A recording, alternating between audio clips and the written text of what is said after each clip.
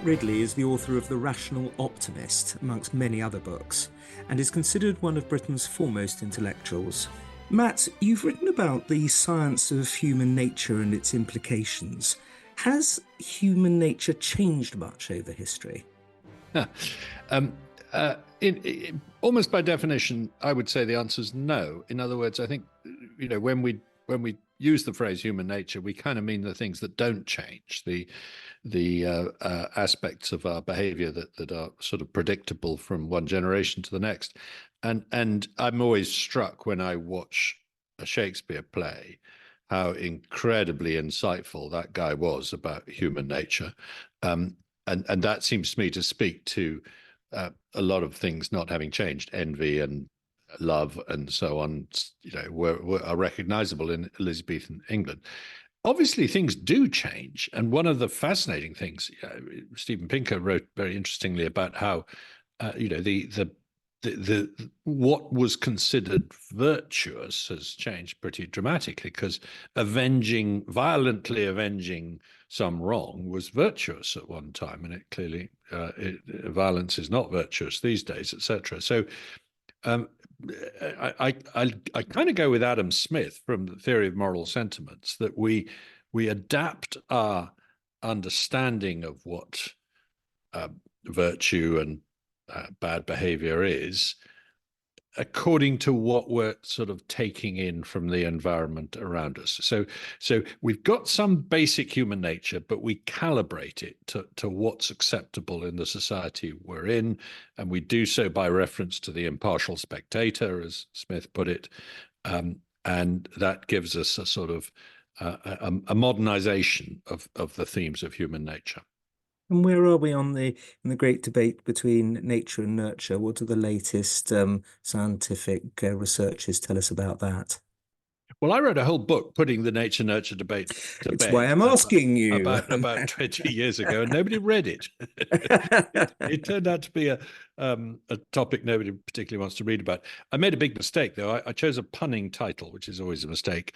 Nature via Nurture was my title, and I thought this was very clever. And nobody noticed. No one they didn't notice, or they didn't think it was clever People enough. would have me on radio shows, and they'd have the book sitting in front of them, and they'd say, "You've written this book called Nature versus Nurture." And I said, "No, I haven't. I've written a book called Nature via Nurture." And they said, "Oh, yes, so you have." So it was a disaster. But my point was serious, which is that it's very clear, really, that the more nature we have, the more nurture we have. They go together, not against each other. They're one is one side of a square, the other is the other side of a square. It's a huge mistake to think of them as oppositional. And so we have more instincts, in my view, than other animals. But the instincts are for learning things. We have an instinctive fear of snakes, but it has to be awakened by seeing someone react to a snake on a movie or whatever. So we're very easily spooked into fearing snakes, but we're not so easily spooked into fearing flowers, for example. So there's nature coming through, but it still needs a bit of nurture. And then at the other end of the spectrum, when you remember this conversation later tonight, which I hope you will do so by you will have switched on genes in neurons in your brain to change the strength of connections between nerve cells in real time as we're speaking. That's what you're doing right now. So that's genes, which are supposed to be nature, but they're at the mercy of your experience this afternoon. So that's why the two are so inextricably entangled. But it's the one big mistake that far too many people make is to try and be absolutist and blank slatist about nurture, about saying that, we've rejected any idea of genes being involved in behavior or something. It's always both. In almost everything, there's very strong evidence from twins, etc., that personalities are heritable, but they also depend on circumstance as well. What areas of science excite you at the moment? Scientific research? Well, I'm always excited by what's going on in genomics. I think to be alive at the point where a species became the only species ever to read its own recipe is really quite extraordinary. And, that's happened that's why I tried to write a book about it. And so I've been trying to understand very recently what are called human accelerated regions of the genome. And these are the bits that are different between us and chimpanzees. That seem to have been under evolutionary pressure in the last 6 million years, as it were.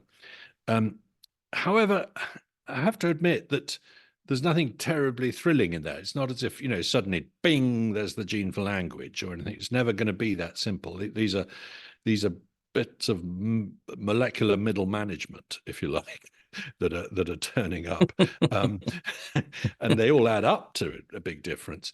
But I still think that switching on the light that shows us what's going on in genomes is one of the most exciting areas of science. And there are sort of gorgeous little facts, like on the human Y chromosome, there's a palindrome, that is to say, a text that is repeated very accurately backwards, that is as long as the complete works of Shakespeare. Wow. What the hell is that all about? Wow. That can't be right. As long as, I don't know, one of the plays of Shakespeare or something, anyway. I may be out by an order. It's a very long palindrome. In the book Rational Optimist, which was published in 2010, you argue that innovation and trade have consistently improved living standards over history. But now, with the recent concerns about automation and AI replacing jobs and so on, how do you see this trend continuing? Do you think it's still going to be a positive development? I mean, my huge optimism about what we could achieve by the year 2050 if we let human exchange and specialization flourish is matched by my growing pessimism about how much of it will prevent. I don't really see automation and robotics and AI as being the main reason we'll prevent it. I think bad policy and a general loss of confidence in the Western Enlightenment's values of that go with innovation is my bigger worry. Too much regulation, too much antipathy to the new, too much crony capitalism to allow barriers of entry to be put in the place of innovation. But I do see, I am spooked by some aspects of the new generative AI tools. Quite rightly, we should all be spooked by some aspects of everything in a way. And the one that worries me is the hallucination problem. That is to say that when you ask ChatGPT something, it does sometimes make stuff up. It lies, to put it not too fine a point on it. And fair enough, you catch it out and you tell it it's lying. But that lie then goes into the database of the next generation of AI tools.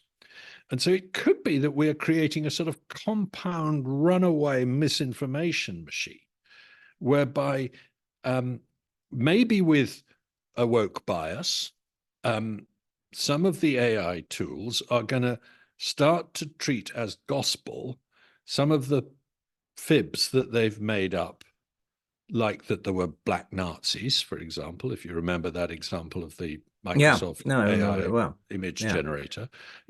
Someone, if you're now scraping the internet to find examples of, if you ask the internet, are there any black Nazis? They'll say, yes, there are. I mean, this Microsoft program generated them, so they must have existed.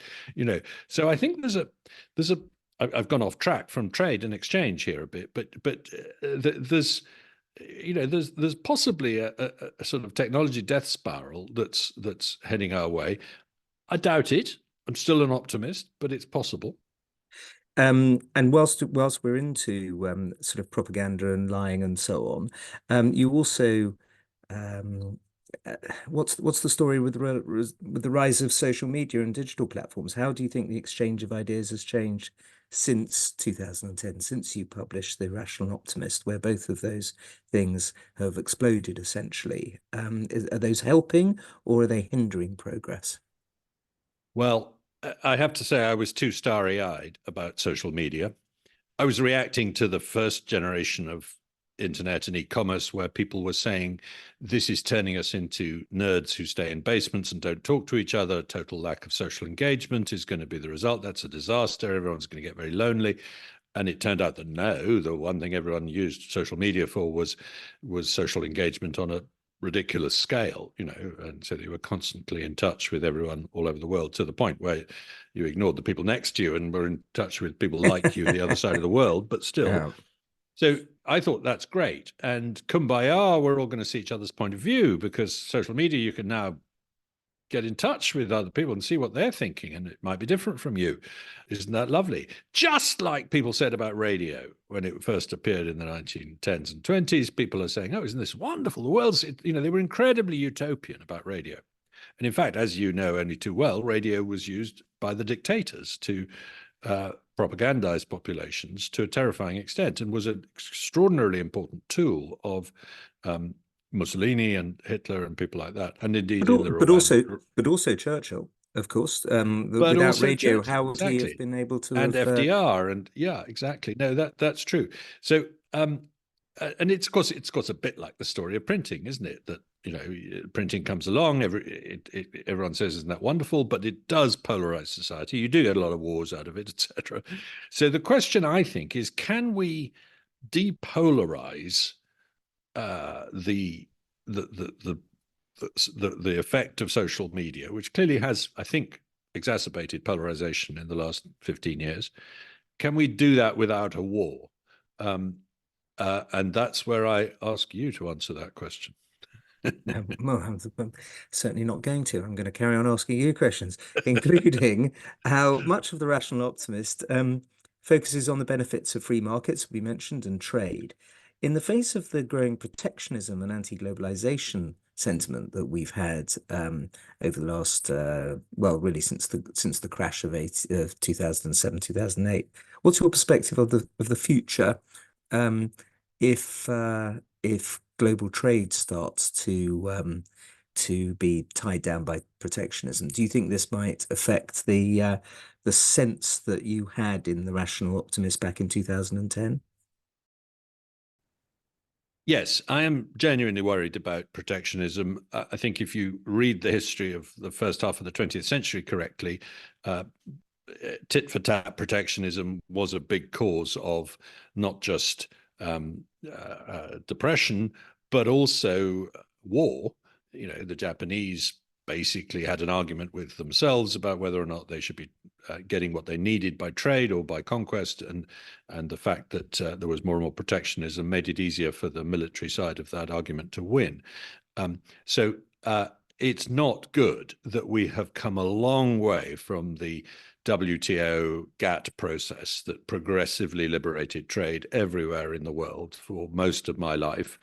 And we've given up on all that. I've never heard people use the word Doha round for about 5 years, I would guess. So I think it feels to me like the world trade agenda, the most favored nation thing, the son of Cobden and Bright, if you like, is not happening.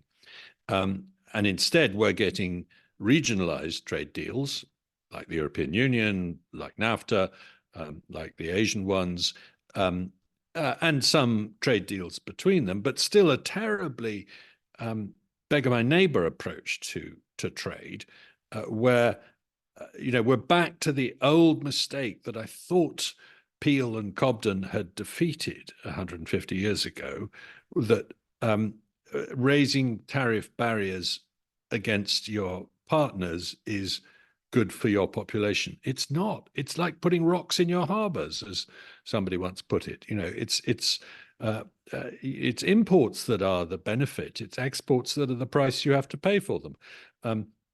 So I'm a diehard ultra free trader, and would love to see the world go that way. But I've got to admit that China's entry into the WTO and the way it has pursued trade has to some extent been an abuse of that process, and has done some damage. And for geopolitical reasons and other reasons, we do have to work out how to be more cautious about trading with autocracies. So I'm just not quite sure which is the horse and which is the cart here. Is it because we're not pushing free trade harder that more countries are becoming autocracies? And it does feel to me that the golden age, when post Deng Xiaoping, China did liberate, did re-embrace the world.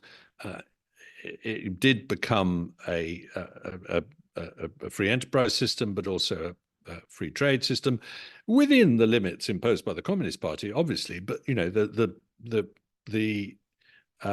constraints were less than they were in the West for a lot of entrepreneurs in China. That is over. Xi Jinping is not that species of creature at all, and has imposed really a very dirigiste economic system on China again, almost back to Maoism, and that ain't good news for the world. But free trade still has the chance to lift Africa and South America and other parts of Asia living standards.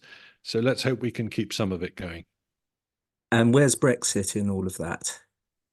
Well, for me, Brexit was about rejoining the world and leaving a protectionist fortress.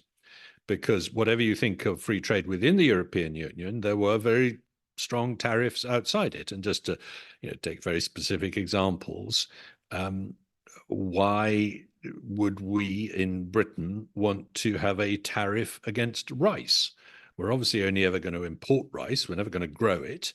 But because there are some Italian rice growers who wanted protection, we had a tariff against rice. Same with oranges, same with tomatoes, et cetera, et cetera.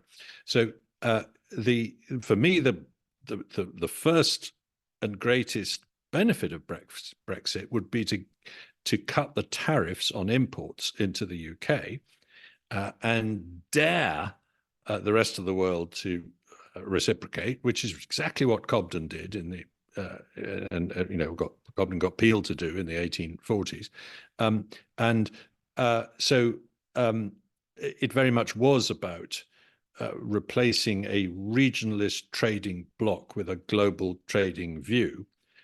And parallel with that, of course, for me, the great benefit of free trade is that at both ends of a trade, you specialize.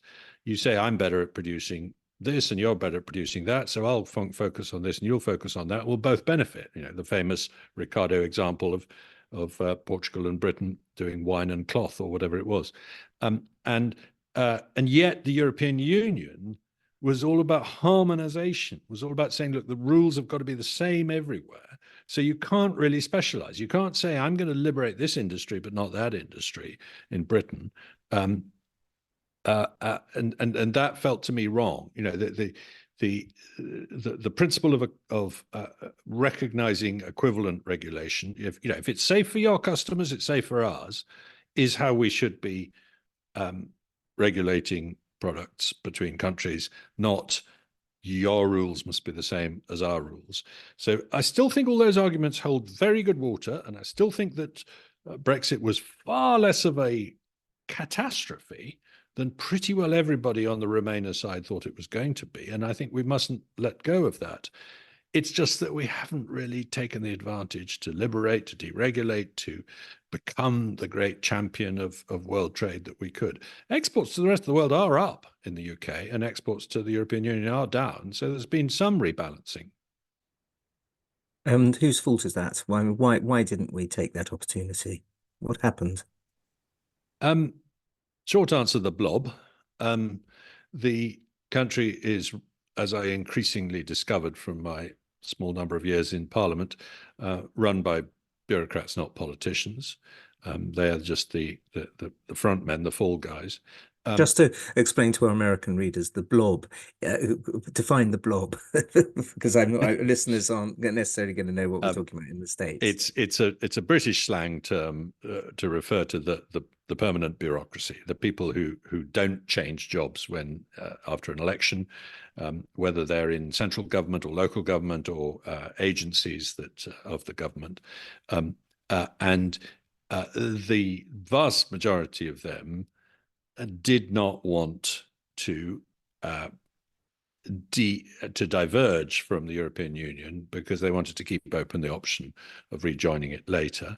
And for reasons I don't fully understand, the politicians weren't able to force them to bend to their whim on that.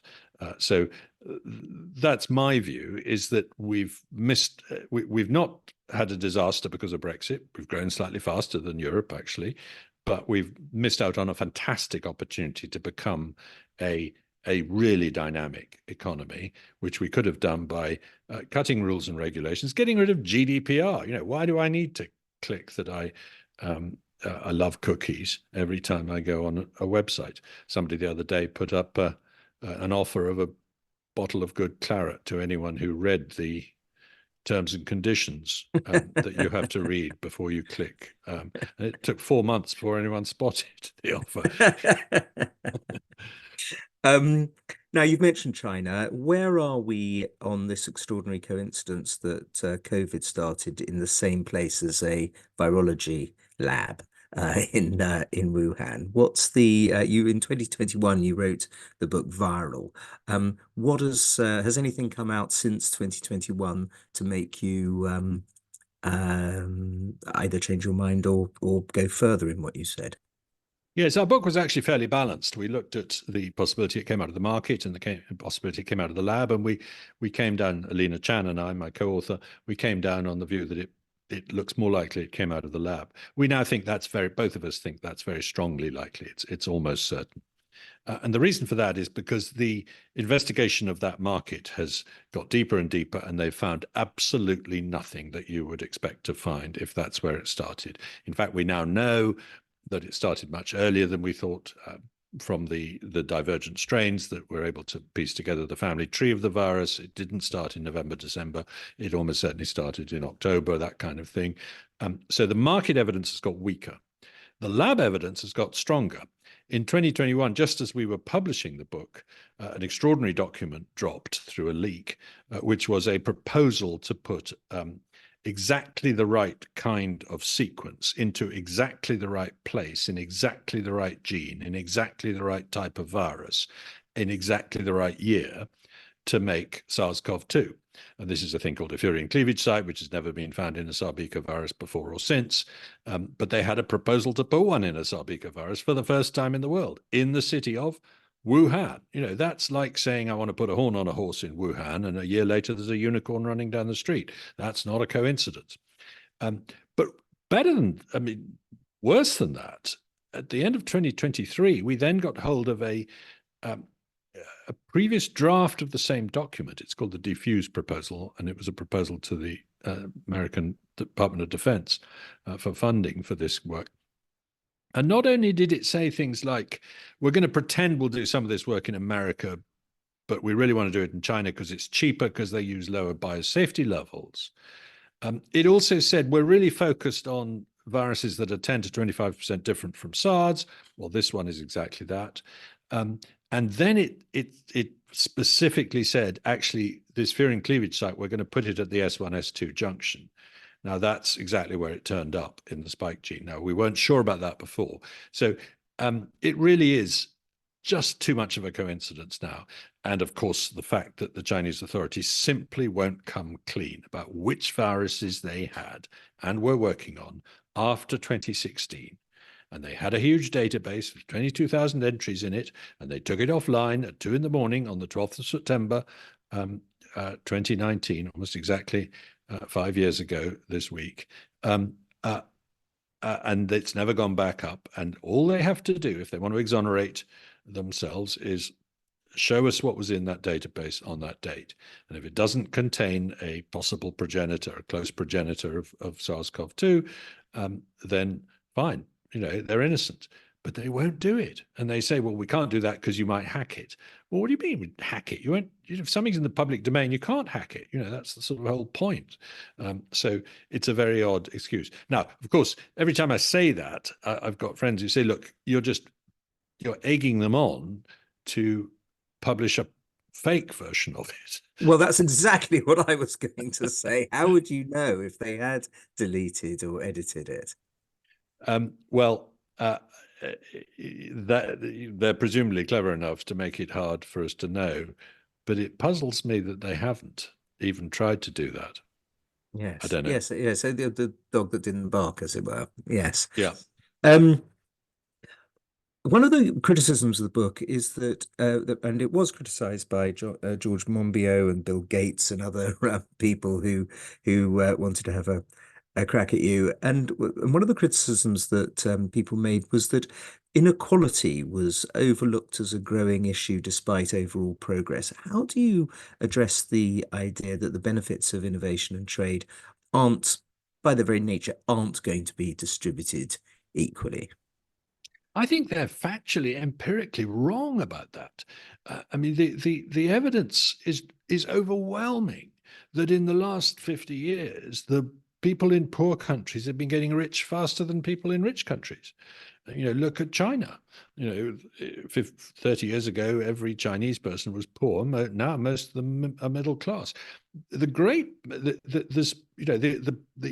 graphical evidence is really clear that the big beneficiaries of the extraordinary growth in human living standards over the last 50 years or so has been relatively poor people rather than relatively rich people.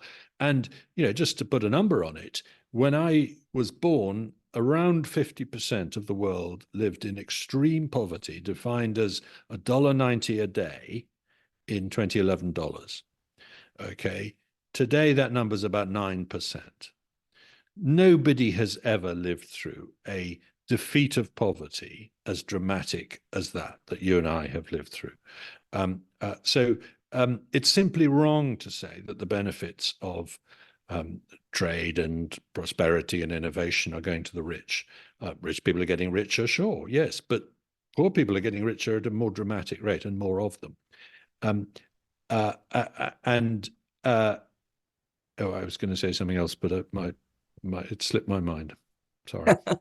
Don't worry, we'll always edit that out of the recording. Um,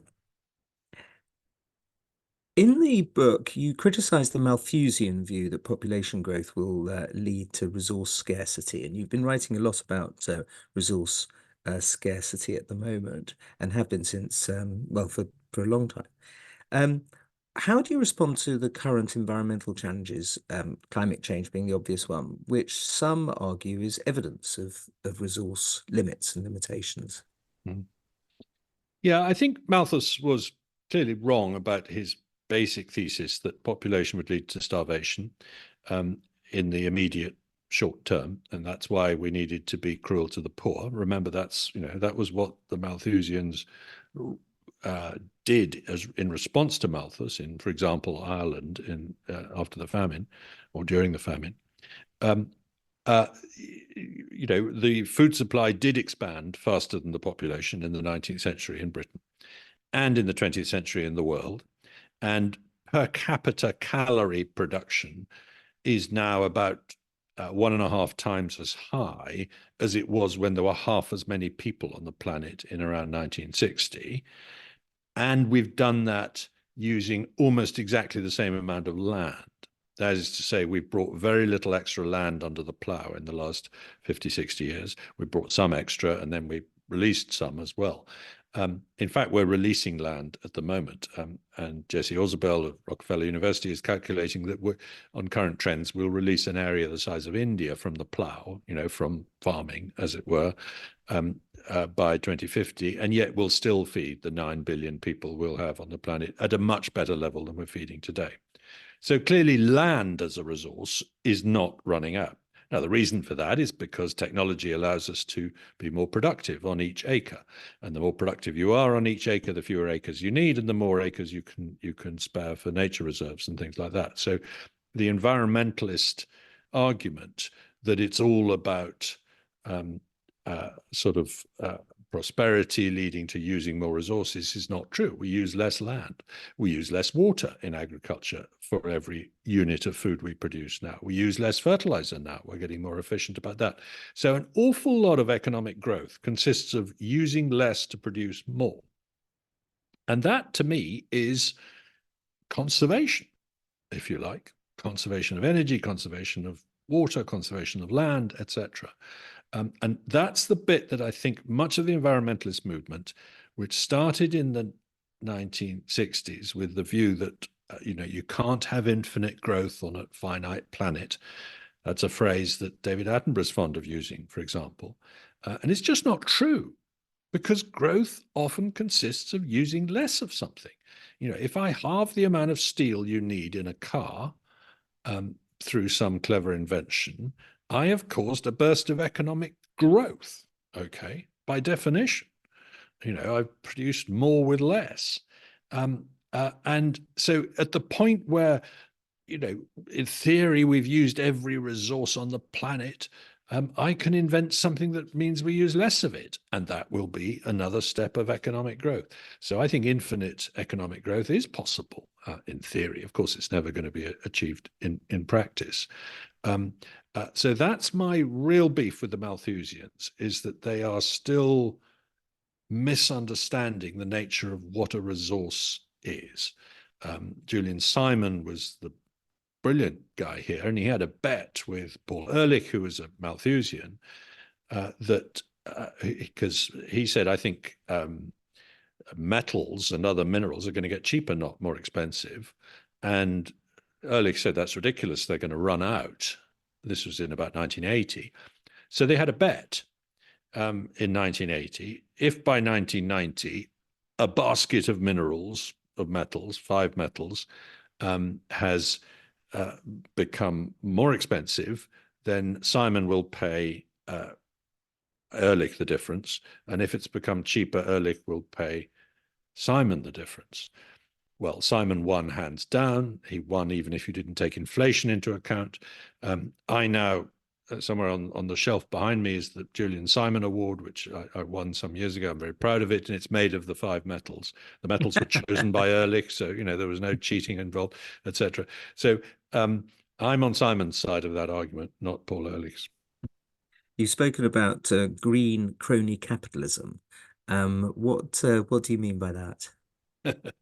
Well, when you say the government is going to pour money into wind and solar power, or planting forests, or whatever it is, you create an industry. And the people in that industry happily trouser quite a lot of the pounds or dollars you give them. But some of them they keep on one side to lobby the government for more pounds and dollars. And they're very good at it. You see the wind industry the other day saying, help, our costs have gone up. We need more subsidies to make this very, very cheap power we're supposed to produce. Well, if you need more subsidies, how is it so cheap? Is the if it's cheap, why do you need subsidies? So the problem we've now got is that you've got certain industries that depend upon environmental alarm to keep the flow of support from crony government going. And the numbers are pretty astounding. So it's much more lucrative now to be in the renewables business than in the fossil fuel business. And the very people who are quick to accuse those people in the fossil fuel business, and that used to include me, it doesn't anymore, but I've always declared it when it was true. The very people who are quick to accuse you of being corrupt if you take money from fossil fuels are now trousering much bigger sums from environmental businesses, and are somehow of the view that this is different, that this is all right, that this is virtuous. And I'm sorry, but let me put it this way. If we woke up tomorrow and discovered that it was absolutely incontrovertibly true that climate change is not a problem, do you think all the people who are in the wind and solar business would say, okay, we can go back to using fossil fuels? Of course not. They've got a massive vested interest. That's my point. Are you worried about the anti-evolution teaching in America at the moment? You're a true believer in Darwinism and so on, and yet it's in some states it's being not just questioned, but actually not being taught properly. Is that a worry for you? This topic comes and goes, never goes away. It doesn't feel to me as acute as it did 20 or 30 years ago, fun enough.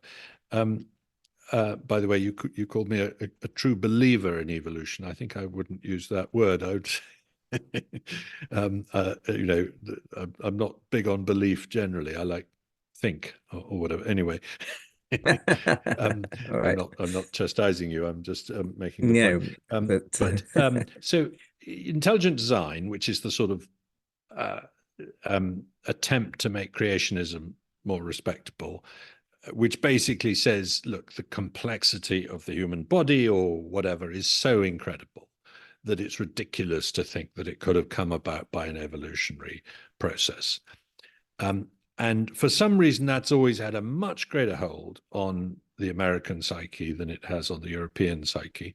It's partly because of a more devout, more Protestant, more sort of biblical approach to things in the Midwest and places like that.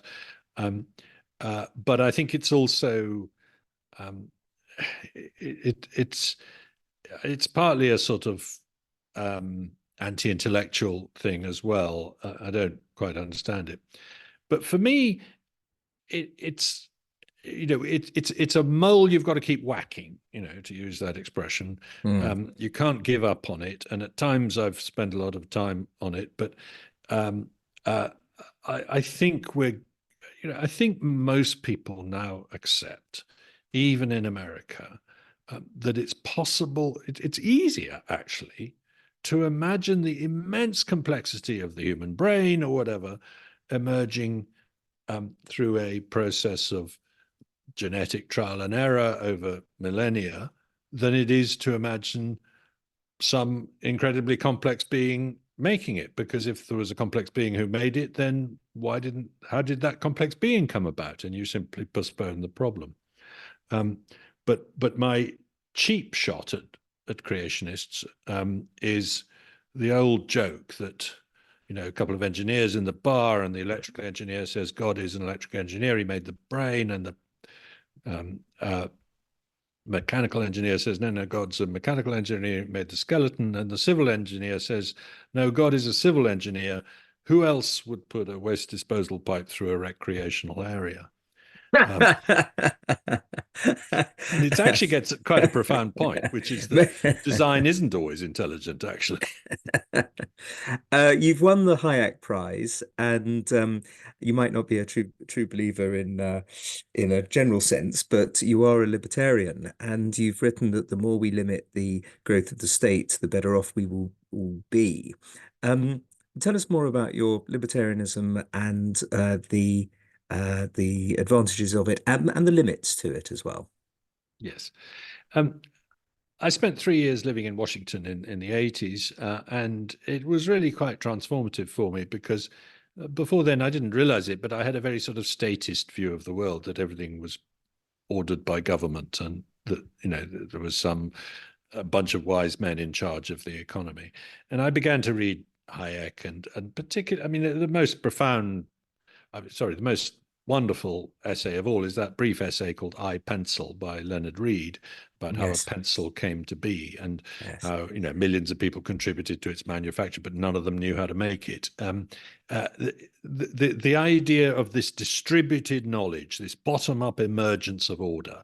And I began to look at the rest of the world. And I wrote a book called The Evolution of Everything, which is very sort of Hayekian, because I'm looking at the rest of the world and saying, everybody thinks that somebody's in charge of things. You look at a piece of order and you say, wouldn't that be better if we had more of a committee in charge of it, whether it's education or technology or whatever? And actually, no, an awful lot of wonderful, structured, complex things emerge from below. To give you the famous example, I think it was Bastiat who first did it, talking about Paris, but you could say it about London. 10 million people eat lunch in London every day, roughly speaking, I would guess. And very few of them decide what they're going to eat until the last minute. How come there is enough bread and avocado and cheese and whatever it is you need to feed Londoners, in the right place at the right time. Who's in charge? I mean, who is the London Lunch Commissioner? He's an amazing guy. He's a brilliant. He hardly ever gets things wrong, you know. And of course, he doesn't exist. It's a process of supply and demand that ends up producing a beautifully complex system, way too complex for any committee to be in charge of.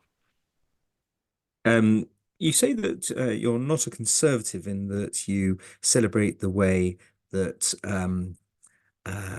that creative destruction is caused. But you've of course sat in the House of Lords as a conservative. What's your feeling about you yourself, a hereditary member of the House of Lords? What is your view on the Labour Party's plans to abolish the hereditary element? Yeah, well, I sat as a conservative because it was the closest party to my libertarian instincts. It was in those days, anyhow, wasn't it? Briefly, at least. But there, you know, I don't see myself as a sort of social conservative who wants to preserve things much. Although, you know, I respect traditions and so on, so I'm not against that. As far as the hereditary element of the House of Lords goes, nobody expected it to last as long. And I'm not going to die in the last ditch defending the principle that hereditary people make good parliamentarians. But I do think that there are a couple of points in their favour. One is that they were not appointed by the current or very recent government, and that gives them a certain independence, a certain randomness as well. They aren't the usual metropolitan, well-connected types necessarily. And so, you know, my view is that election is obviously one way of choosing your legislators. But we've never really explored another way, which is a sort of random stick a pin in the phone book thing. I mean, the Athenians did it that way. You served your time on the in whatever the parliament was called in ancient Athens, and so I would love to see. Bill Buckley, of course, famously said that it would be better to choose the first 500 people in the phone book sooner than the board of overseers of Harvard University. I think it was. They would make better legislators. And, exactly. Now, you know, if there was an element of unpredictability about hereditaries, imagine what greater unpredictability you could get if after every election you assembled for 5 years a massive jury and put them in the House of Lords. I mean, some of them would be appalling people who should never be allowed near Parliament, and others would be rather great discoveries, and they would sort of reflect the. I mean, I love the jury system. It's really good. I've only once been on a jury, and I didn't get a case. Unfortunately, the judge knew who I was, so I was kicked off the jury. But I had to go back to the room and read a book for a week.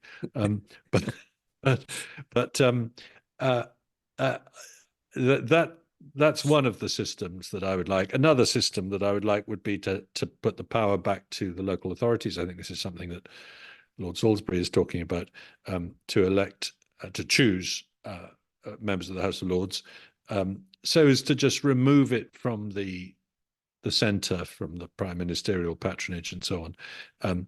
But I do also, and I think you'll probably appreciate this point, respect the evolutionary nature of the British Constitution and how it has adjusted very flexibly over the centuries, and you mess with it at your peril.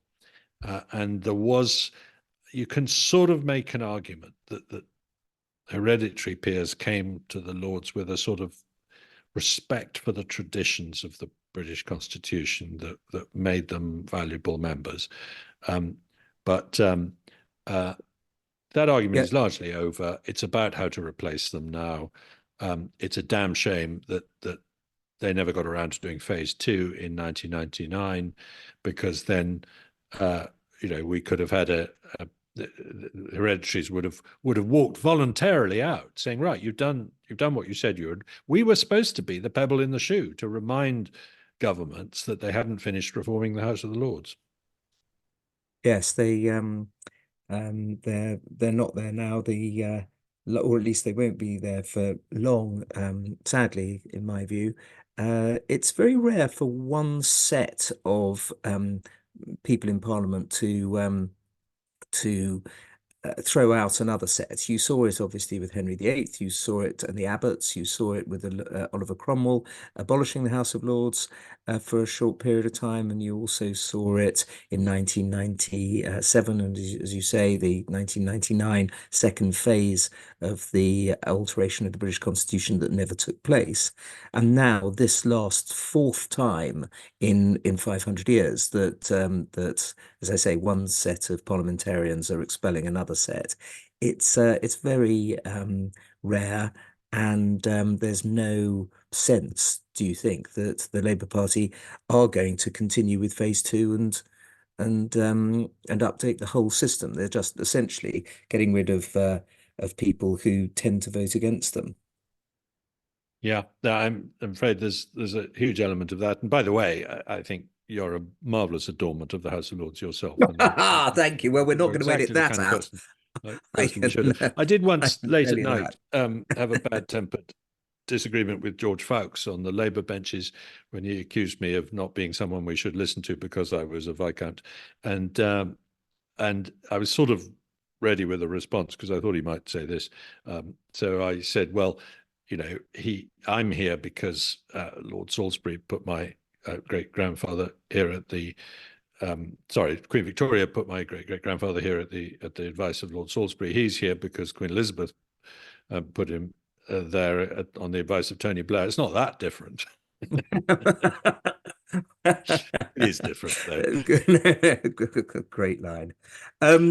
You sum up, I think, at some stage your thoughts, at least with Rational Optimist, saying, "Don't despair, be ambitious." I think that's marvelous. A marvelous thing. Well, there's so much gloom and doom around, isn't there? And there seems to be more now than ever. Especially Keir Starmer loves his Eeyore-like stance towards everything. Absolutely, and it can be a self-fulfilling prophecy, can't it? Now, tell me, what book are you reading? History book or biography at the moment? Well, I've just finished reading a biography of Ian Fleming by Nicholas Shakespeare. It's a very well done book, I think, and I've spoken to Ian Fleming's niece, Kate Grimmond, who said that she's quite happy with the book. So the previous, well, no, I haven't spoken to her. I've spoken to her husband Johnny, but the family seems relatively content with it because there was a previous biography that apparently wasn't very good. I thought it was very well written, and it's a very interesting life, not a particularly attractive life in some ways. I mean, he was a frightful cad in many ways, a tremendous womanizer, and smoked and drank and was rich and all that. He acted like James Bond in that case. Exactly. But what's so fascinating, I think, to me about it is the sort of family aspect. He matures under the shadow of his only just older brother Peter, who was only about a year and a bit older than him, and who was the golden boy of his generation, the most brilliant scholar at Eton and Christ Church, the beautiful writer, the charming, good-looking chap who marries the famous actress Celia Johnson. And Ian Fleming is kicked out of, I can't remember whether he's kicked out of Eton, but he's certainly kicked out of Sandhurst, doesn't go to Oxford, and kicked out of finishing school in Austria for, I think, chasing girls, et cetera, et cetera. And then along comes the Second World War, and the brilliant Peter does some brave things and goes to Norway and works in intelligence, but none of his schemes ever quite come off. And the less brilliant Ian pulls off these rather brilliant schemes, like the one about Fernando Poe and Operation Mincemeat and things like this, and becomes rather success. And then after the war, Peter tries to put his experience of working in military intelligence into writing a novel. And he writes a short novel about a spy. And he gives it to his brother Ian to read. And Ian thinks, this is terrible. I could do better than this. And that's where James Bond came from. And he used to go to Goldeneye's house in Jamaica every January, taking a 3-month leave of absence from the Sunday Times, write a book for 3 months, finish it in that time. You do that, Andrew, I know, but the rest of us take rather I longer wish than they that. take me 5 years. And meanwhile, and then spend the rest of the year researching the next book, and then do it again the following year. And for a long time, the books were well reviewed and quite popular, and then the breakthrough came when JFK said he loved the James Bond books. Interestingly, that was a real breakthrough. And then, of course, the films took off like rockets, Yes. and the rest was history. And your what if? My what if is a funny one. I was thinking this the other day. We were listening to some rather beautiful Beethoven on the car radio, my wife and I just suddenly had the thought, Shakespeare never heard Beethoven. Shakespeare never read George Orwell. Shakespeare never knew about DNA or evolution or relativity or gravity. Imagine what he'd have done with some of those topics. I mean, he did such a spectacular job with sort of human nature but he was dealing with sort of ghastly twerps who stabbed each other or had sort of second-rate battles in a provincial country. He writes such eternal stuff about really quite small stuff, and I just love to know what maybe his career would have been a complete flop if he came much later in history with all these things, because he wouldn't have been able to make up his mind what to do. Maybe he would be no better than Peter Fleming, a perfectly good travel writer. Or Hamlet, changing his mind and not quite deciding what he wants to do either. Exactly. Matt Ridley, 5th Viscount and 9th Baronet Ridley. You've been denounced as a heretic on most counts, so of course we had to have you on. And thank you so much for coming on Secrets of Statecraft. Andrew, thank you. Thank you, Matt. On the next Secrets of Statecraft, I'll be speaking to Natalia Bogayova, a fellow at the Washington-based Institute for War and an expert on Ukraine.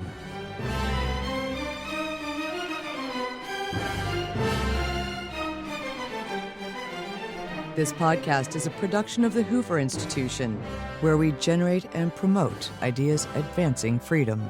For more information about our work, to hear more of our podcasts, or view our video content, please visit hoover.org.